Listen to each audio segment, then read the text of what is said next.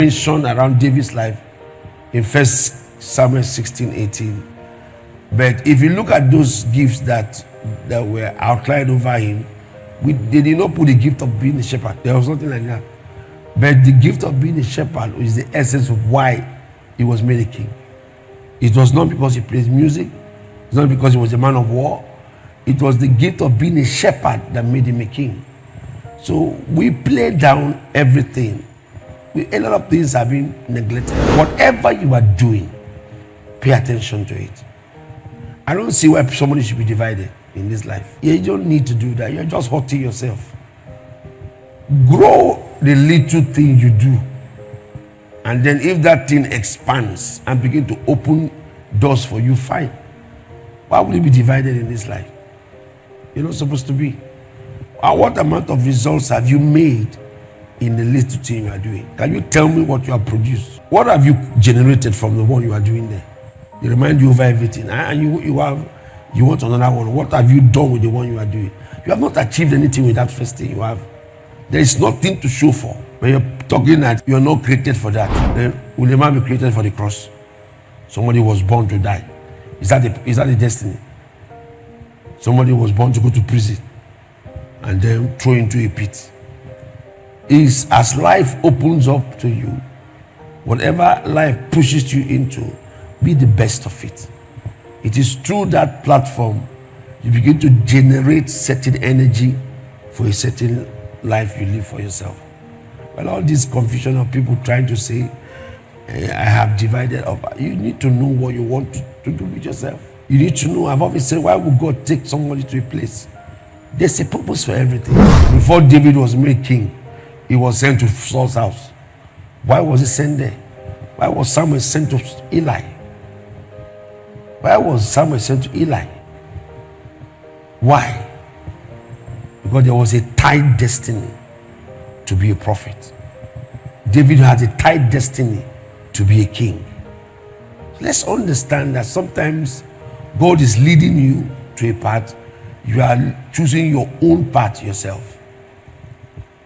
So then the crisis begins from there. Because you are being led by God to a path. You are saying no, no, no. And that thing you are doing to yourself, you are making your choice over God. And God is saying, this thing is what I want you to give to you. You may not be perfect in it, but that is your end in the future. Because I don't see any way that if we had told Joseph in his father's house that he'd be prime minister, he will look at you and laugh. The father is the farmer. The father is a cattle raider. How would a cattle raider's son be a prime minister? If you had come and told David in his house that if the father told him that he will be king, what would he say to the father? He would just laugh. One is not a soldier. He's not among the cabinet of Saul. How is he going to be king? Will he dethrone Saul? Because the idea of becoming king was far from it. How did he become king? Because he was at the central part of God's way. Find out God's purpose for your life. That is the settlement of everybody's life. Not your choice. God's will for your life. And stay there and follow it.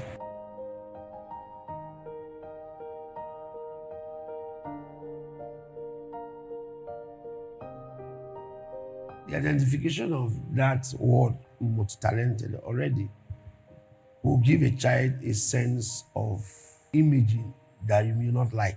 So let us first build the Jesus nature in our children. The value of Christ, the value of service, the value of loving God. And then when they progress with that strength, whatever gift the child has, he will succeed with it. And it's simple. One of the things that the church provides for you is the expression of gifts. So the church opens you to it. So when you notice a child has certain intellectual capacity, all you need to do is to first give him the right foundation: Jesus, God, church. If he has all of that, then you are consistently checking the child to know if he's progressing academically in that line, or if he's progressing in his gift, and encourage him once in a while with conversations with products that looks like what he has. But first, don't start with the gift. Start with Jesus. If you start with Jesus, the gift will be sustained.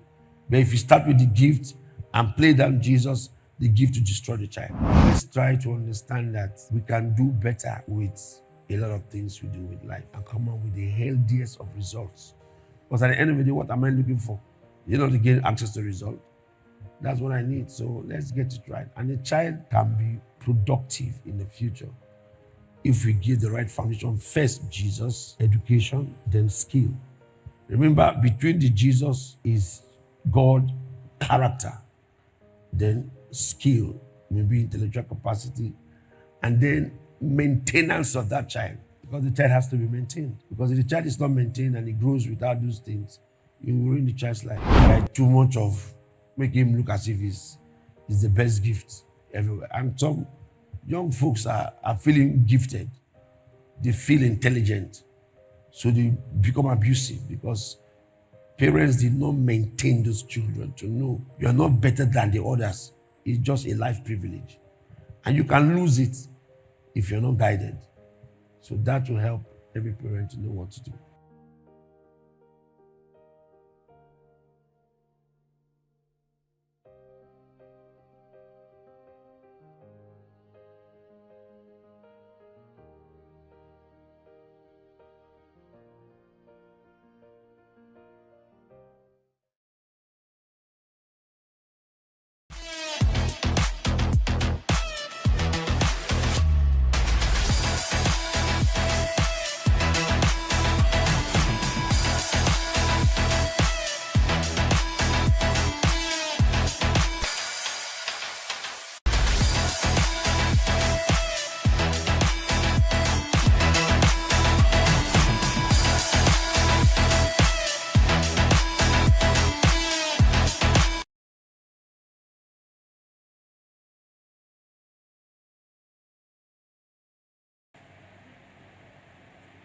Hello, everyone, and welcome to another exciting episode of Gospel Manager.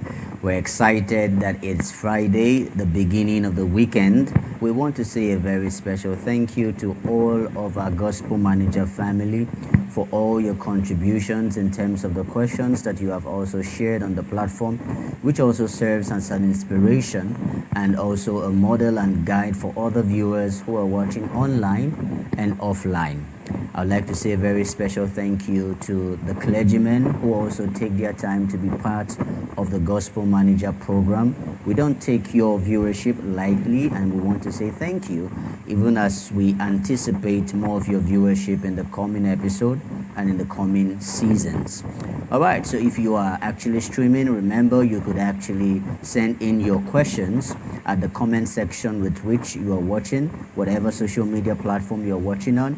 And if paraventure you are watching via other means, remember you could send in your questions via email, WhatsApp, and also Telegram. The email is thegospelmanager@gmail.com, and for Telegram and also WhatsApp, you could send it at +23490 47533019. My team and I will always be ready to take in your questions and share them on the live stream. We can't wait to have your questions come in. I'm not alone. God's servant is in the studio with me. I'm going to leave the floor now for him to give the opening remarks and set the course for this episode. Good morning, Daddy. Good morning. How are you? Fine, thank you, sir. I am trying to bring out a lifetime formula for the state of the heart of man, and it has to do with vision bearers. The pain of building is so strong that sometimes people die in the process. Sometimes they succeed in it. Sometimes they are frustrated in the process. And the reason is because there are no much people. Jesus talked about the laborers are few. People are not observing the visions where they belong. And because we live in a very, very self-exalted community, people no more observe where they are. They just belong to a place. They don't observe where they are. And sometimes because people are not observing where they are, the burden becomes very heavy for the one who bears the burden. And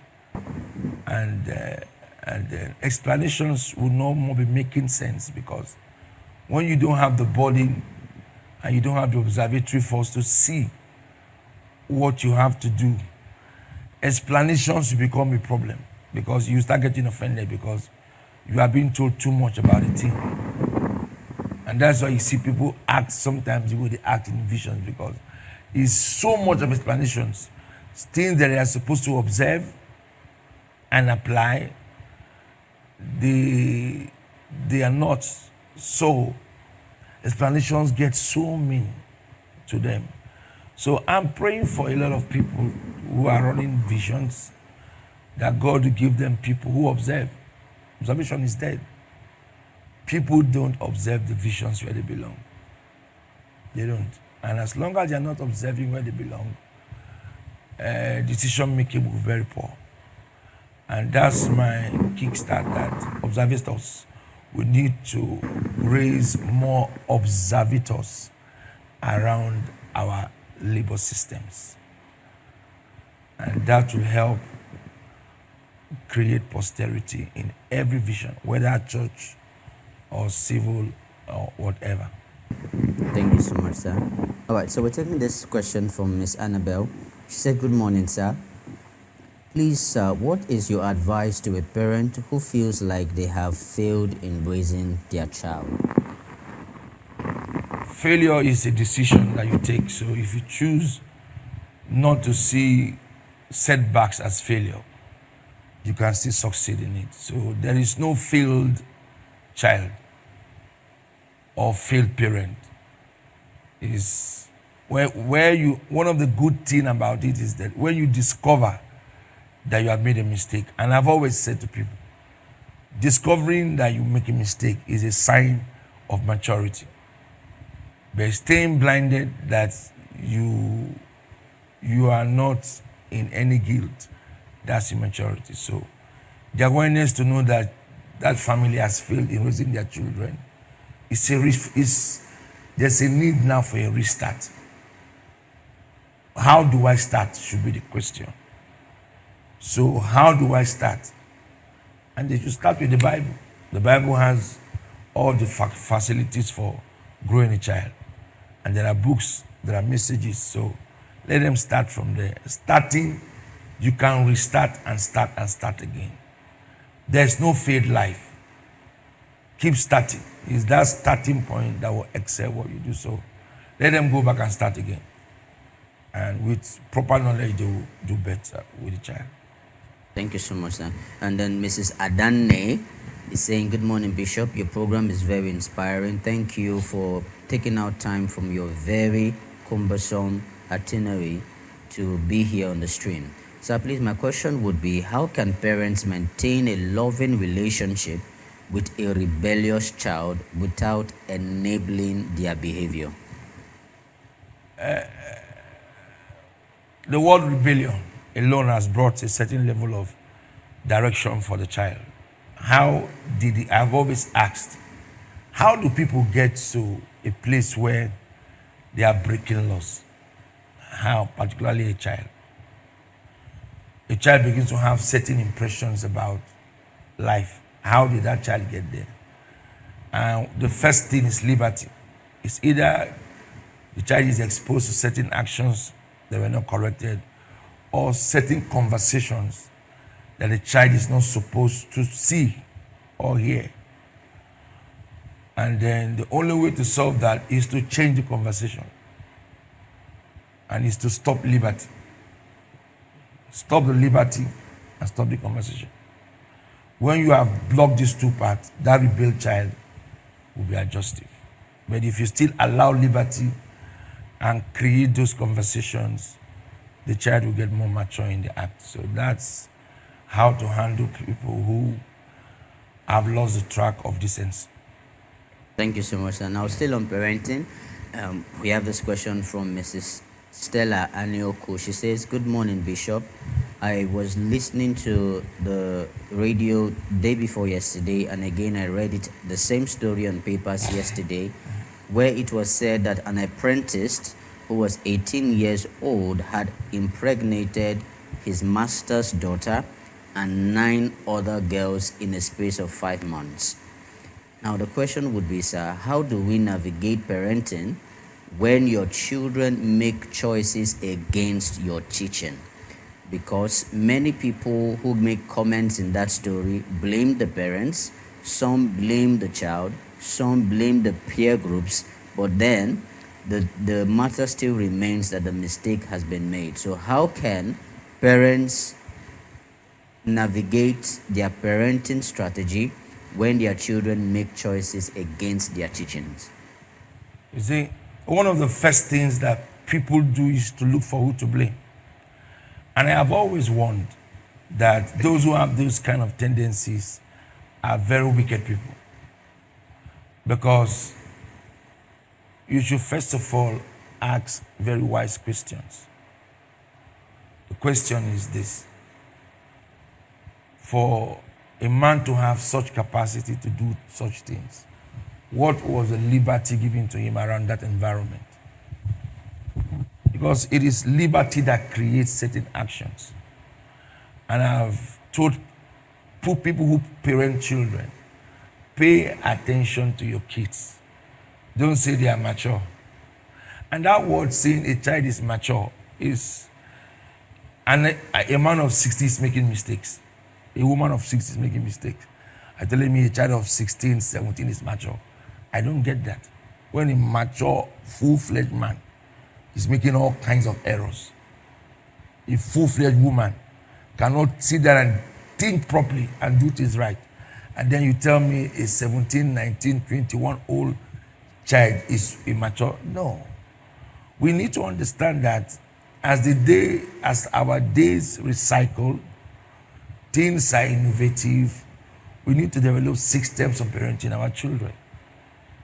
And relationship is one of the best ways to parent children. Abstinence from children is one of the best ways to destroy them. So you must build proper relationship with children where they can relate with you.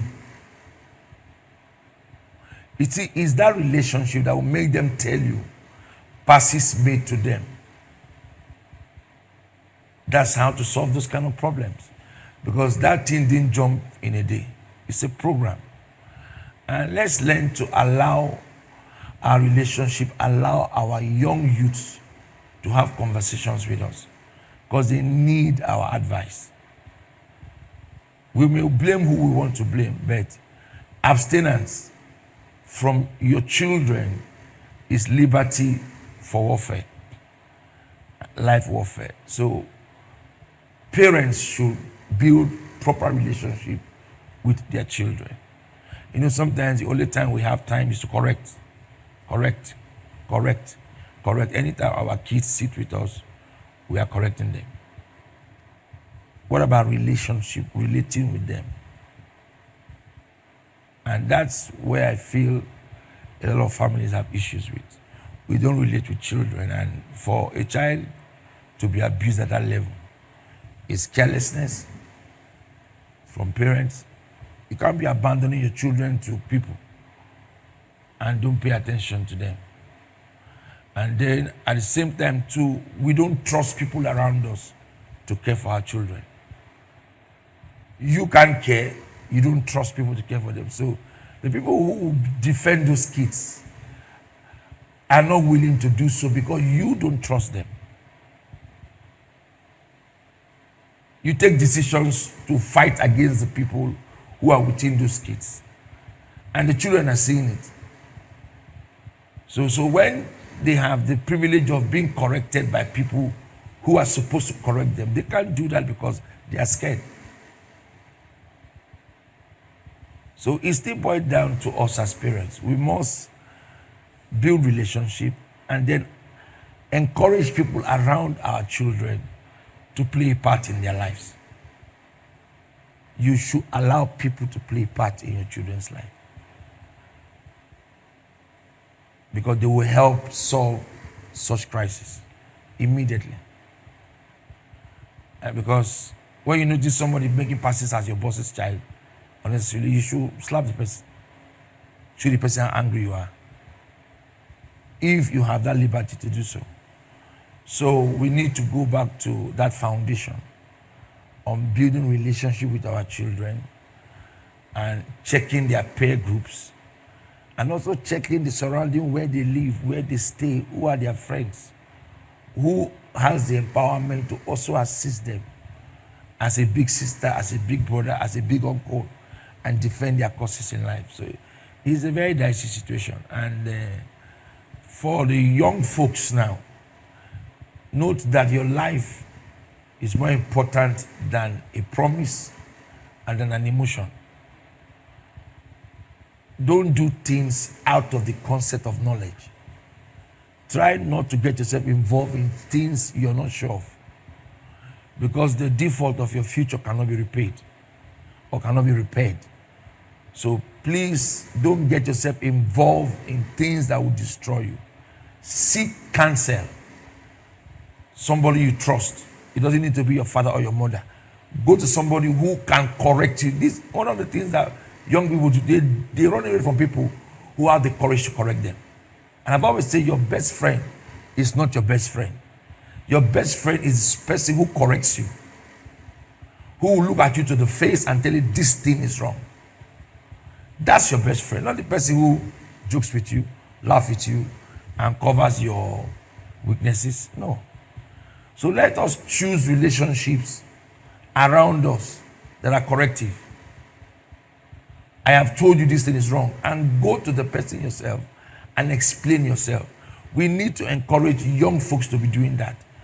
Go to somebody who has the liberty and the wisdom to advise you, to correct you, and be confiding in such people. It will help the young child to grow. Because if the parents can do it, some other person around the system should be helping those parents to do that job. Some parents, I don't know why they give the excuses they give over their own kids. The child is not doing well. We want to blame people for it. I don't understand. So we need to also let the young chap look for somebody who can mentor his or her in the place. You don't need to have somebody who you can run to. This person spoke to me like this, and report the issue immediately. This person wrote a letter to me like this, and report the issue immediately. This person sent me a text message and report the issue immediately. This person is making passes at me like this, and report the issue. It can be male, it can be female. Report the issue immediately. And that adult will put that person in order and tell you how to behave. There's a story that I read yesterday. The man was beating his children, his female daughter. And then when he was about to touch the axe of the child, the daughter said, no. Mommy said that's a wrong touch to her father. So the man was taken aback. Mommy says a wrong touch. Finished. When he was trying to brush the child's mouth, the child said, that's not the way to brush my mouth. My mouth will still bring out smell. And showed him how he should brush his mouth. Now, that child is being taught. That's why that child has the capacity to respond to excessive hand on the female part. Some people are not told anything. Some girls are just wise. Some girls are very stupid. Very, very stupid. So we need to raise leaders around us who can also, mentors around who can also assist in raising our children. It's very important. All right, so now we're going to move to the next question on the comment section in one of the streaming platforms, and it is from Pastor Ozioma. It says, good morning, Pastor.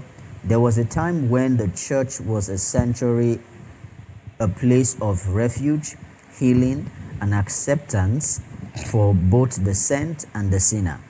It embodied the heart of Christ, love without judgment, and truth without condemnation. But lately, it feels like that sacred essence is fading. Rumors now echo louder than prayers. Murmurings replaces encouragement, and tragically, even some leaders have been found spreading false narratives about those they oppose. How did we lose our way? And more importantly, how can we find our way back to being a true reflection of Christ's love and mercy? Progression. If we are progressing in anything, that's what solves the problem. People get born again, but they don't progress with Christianity. The problem is non-progression. And because we are not progressing with Christianity, we are bound to see what we are experiencing in the world. For example, how will you sit in church for 1 year and you still have anger issues? That's just an example. Why? Forget about anything. Why will you have anger issues? Because why will you not have a decent disposition? That's what the church offers you. So the problem is people are not progressing with salvation. That's why we have such scenarios playing itself. So when we start progressing with salvation, it will kill whatever we see playing today around the church. People don't progress with salvation. So the features of the human body is progressing, but the spiritual man is not progressing. The man is used to the internet to a level where he knows a lot of things about the internet, but the spiritual man is still dead. He's not progressing with salvation. And that's the essence of Christianity, progressing with salvation.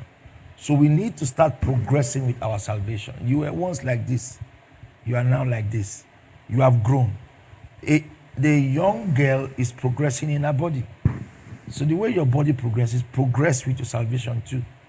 Then we will aid the church from all sorts of nonsense I see around the church today. So if we are not making those kind of progresses, it will be a very, very difficult thing to stop. So we have to progress spiritually. That is the anchor for that safety he's talking about. Thank you so much, sir. This next question is from Deacon Fabian, and he's saying, "Good morning, Bishop. I am a deacon in church, and I'm also a politician by the providence of God.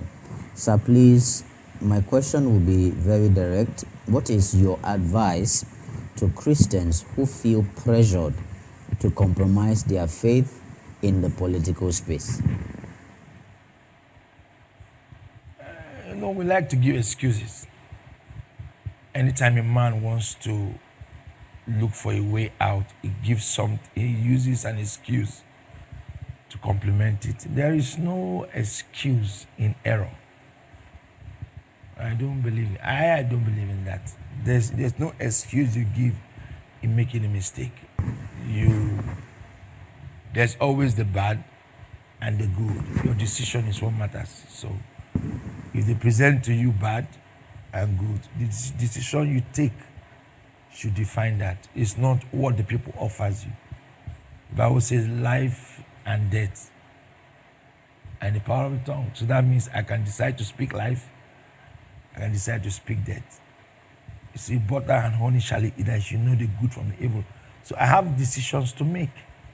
So I can be that political leader who is not in that frame of corruption. It's a choice. So let's use the word choices.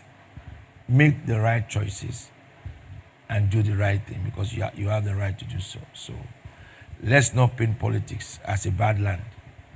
It's choices that is bad, not politics. Politics is good. There are pastors who are in ministry who are not examples of ministry. But it's the choice you make. There are lawyers who are bad examples. There are doctors who are. There are engineers who are. There are wives who are. There are husbands who are. So you always have the good and the bad. So make the choice that will make you the good. But don't make the choice that will make you the bad. So that's your decision to make. Don't use another man's direction and stand as a structure or as a standard towards your life. Take your own decision, and if you choose to be good, then stay and be good. Don't put it as some other person's way of life. So they did it, so that's why I did it. That's not an excuse. That is not an excuse as long as I'm concerned. I don't believe in that. You did it, that is you. But I don't want to do it. And that's why I don't copy people. make references, but I don't copy. You won't see me at any time copy anybody. I have my own way of style of life to live. Even to dance, I will not. I have my own style. I have the way I am. I have my own nature. So I'm producing my style of life. But I will learn your part, but bring to improve mine. So make the choices that suits what you want to achieve in life. And let's stop blaming people's errors and bring it as a picture to our lives. That's not good. That's not too fair to us. And we are not helping ourselves. We are hurting ourselves by doing that. Politics is a game of leadership. Those who play it are making it corrupt, but it's a game of leadership. It's something that if you have the privilege to do, you will help a lot of people. You will build infrastructure. You will change lives. So that's a good thing to do. But the report of others is making it look as if it's bad. It's a good game to play. Thank you so much, sir. We have a message from WhatsApp, and this is from Jefferson Boza. I hope I got that correctly. He said, "Good morning, Bishop. I'm streaming from Honor TV. I am very, very excited about the TV station and also the program Gospel Manager. Sir, you have touched a very sensitive part that just got me very excited when you spoke about it earlier. But then I want to chip in the question as to a particular part in that light that was not touched. So I have seen countless times, because of the way the children grew up, seeing the way the father treats the mother, so they become closer to the mother, in quote unquote, not necessarily because she always talks them to her side, but because these children also have emotions, and they see, and they are pained, and they see when their mother is in tears and pains, and so they want to rally around her to give her the necessary support that she would need just to stay on. Now the children get older. Everybody knows and everybody expects that the children will give more gifts to the woman than the man. Now, in this case, would it be wrong for children to think of their mother, having seen what she had gone through over time, and also give her gifts and less of the father? Now, on the flip of the coin, I know my mom went through this I had just explained because I spoke from experience. But there was one thing my mother did. When we bring gifts to her, she would divide it and give to our father. At some point, she stopped collecting gifts from us and said, if we don't give to him, then we shouldn't give to her. But I think it backfired, because even at that, my dad, who was a witch hunter, kept on hampering to her that she's the one winning us to her side and talking ill of him to us, hence the hatred between us. Now, in this situation, how can families solve this problem? Simple. Why will your children know that you have a problem with your husband or with your wife? That's the first mistake that we make. That we get our children into conversations that they are not supposed to be involved in. It doesn't concern them. Why are they involved? Why will you cry before your kids because of your husband? Are they the reasons why you have the problem? And some parents are very manipulative, very heavily manipulative. They manipulate their kids because and that's, you see, when I see a parent behave like that, I don't have respect for you, because you won't live here all your life. Those kids will have to live their own life tomorrow. And you should be considering, when you are not there, what happens to them. So the way to solve the problem is to not to allow the children know what you are going through. If you keep telling them what you are going through, then you're asking them to take your side. There's no other. You may not be saying, you can say this like, I'm not telling you to hate your father, but I want to just tell you what is happening. And that's a manipulative parent. Because the more you keep telling your children what your husband or your wife is doing to you, you are telling them to take your side. You may not be saying it verbally, but your action is pointing to that light. So the only way to solve it is to stop discussing marital affairs that are negative to your kids. Then that area will stop. But if we don't stop that, it's to still be there. So thank you so much, sir. So we'll wrap up with this last question, and it's from King Nelson from Telegraph. He says, "Good morning, Bishop. Sir, please can I ask a question? What is one thing you wish everyone understood about the love of God?"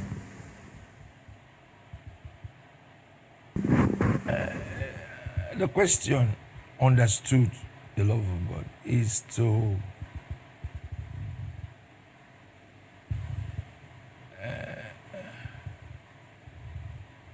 know that God's love is not cheap.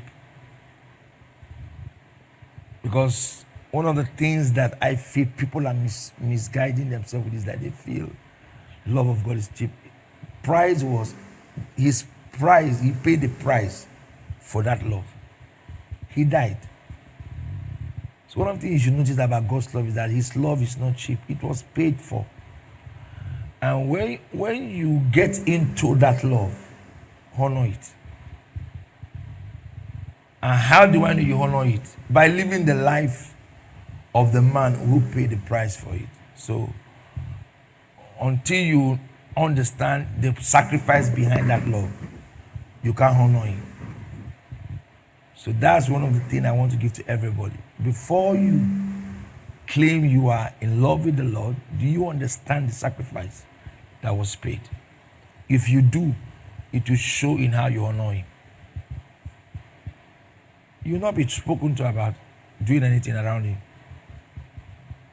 You know, people turn love to suit themselves, but love is all about responsibility.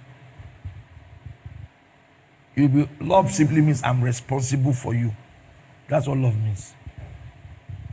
Today is different. Love simply means you are responsible for me, I'm not responsible for you. No.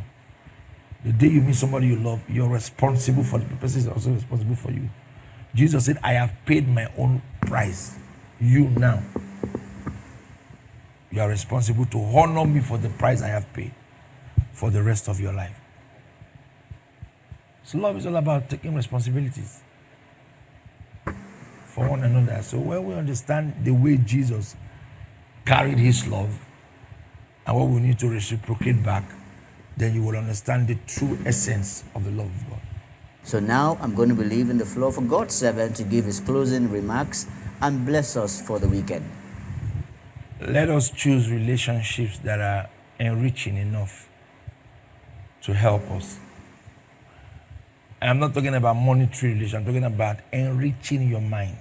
Is the way life is going, people are no more reasoning. So it's affecting the reality of life production. So let us choose relationships that are more of two things, corrective and directive.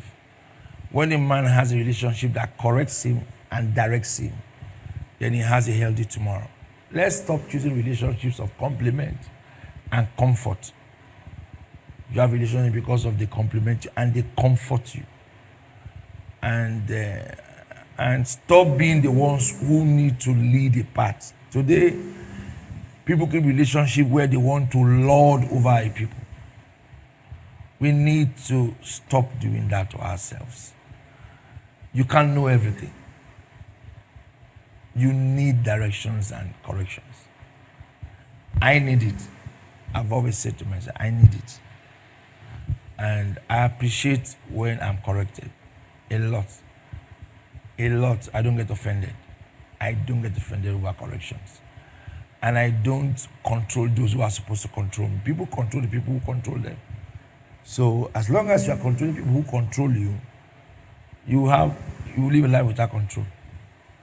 Because if you are to control me and I start controlling you, I will no more be afraid of you.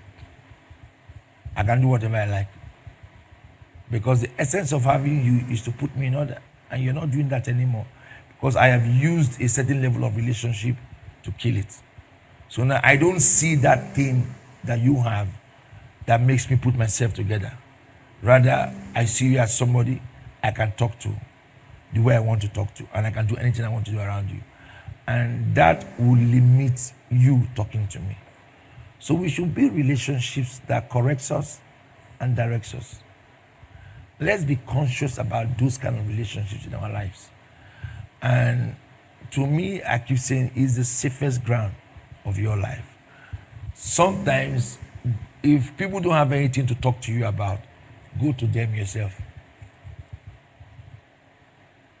Go yourself and ask clever questions and receive answers. I've always said to people, I have people around me who don't ask me. They only come to me when they have a problem. Problems. They don't just come and see me and seek counsel for a better way of reasoning. Forget about problems of life. I just want to talk to you because I want to upgrade the way I think. That's the conversation. Then you see me talking to you. I can fool a book talking to you.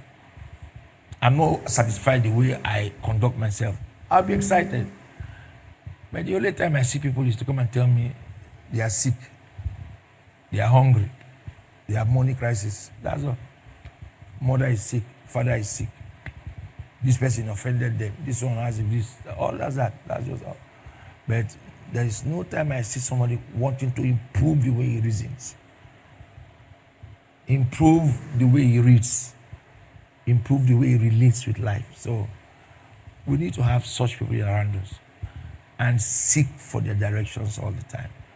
It will help, and I bless everyone to have a blessed weekend. God bless you. God's servant has rightly taught us that to get an enriched future, it's on the platform of correction and direction. So if you are building relationships that you want not just to last, but also be of great benefit to your life, then seek one that has correction and direction. And this is one of the reasons why we'll say here that life is beautiful. And you, my friend, you can handle it. We'll see you on Monday when Gospel Manager returns at 7 a.m. God bless you and enjoy your weekend. Church is a place of the making of stars. Stars are made in the church. Don't be a sitting believer, be a walking believer in church. So your star will come alive. The church is the making ground. The wise men said, we have seen the star. We have seen the star. We have seen the star. We have seen. Pursue your stardom. Pursue your star glory in the church. Every time you come to God, it resharpens your star. If you don't train, you cannot shine. It is training that makes you a star, not availability. When you look at people's story, check there yesterday. The church is the making ground of stars.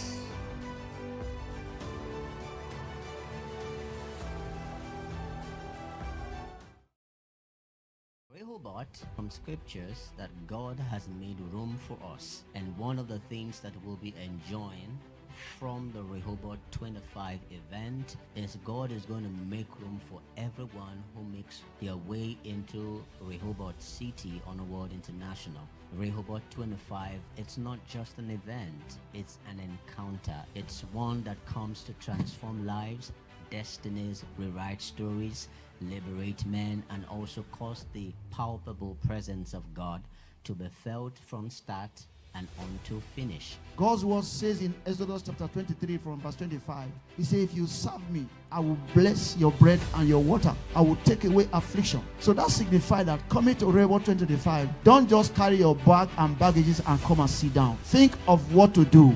Which of the units am I going to serve? Which of the department am I going to serve? What am I going to do for God to see me? It is the weight of your service that will command the weight of your answer. Don't come to sit down and waiting for God to intervene. He does not do it that way. It is your works that will attract God for your blessing. You coming to Rebel 2025, you must understand that it's a spiritual ground, and you must prepare yourself spiritually as a child of God, because God is a spirit, and those that worship him must worship him in spirit. And it takes you engaging yourself through fasting and prayer for you to be able to connect to God himself, because he's a spirit. So you must understand that. You will start preparing yourself even from now. Start fasting, start praying, committing whatever thing you desire God to do for you before you even get to that time. And for you and I to build that consciousness in order to prepare for Rehoboth 2025, we need to start talking to people about Rehoboth 2025. Everyone around you need to know about it. So before Rehoboth comes, start talking to people about it. Tell your friends, tell your colleagues, tell everyone around you. As a matter of fact, nobody around you should be around you and not know about Rehoboth 2025. And that is why you have your mouth to talk. Let them know about Rehoboth 2025. Everyone needs to know about it. And I'm so sure that even before the 7th of September, and I'm assure you, I'm not exaggerating, but I'm telling you that your answers will be knocking right at your door. Listen to me, you watching me for wherever you are, watching me across the globe. I said, build the consciousness of Rehoboth 2025. I will see you there, and I'm waiting for you. God bless you.